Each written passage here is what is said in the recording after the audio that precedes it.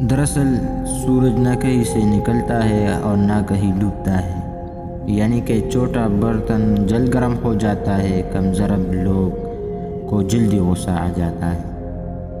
سوچنے والا ذہن اور محسوس کرنے والا دل نصیب والوں کو عطا ہوتے ہیں۔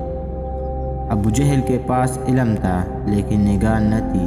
اگر نظر نہ ہو تو علم جہالت سے بدتر ہے۔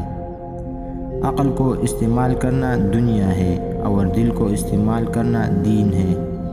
اللہ سے وابستہ ہونا زندگی ہے اور اللہ سے غافل ہونا موت ہے۔ دوسروں کو خوش رکھا کرو تو سکون قلب مل جائے گا۔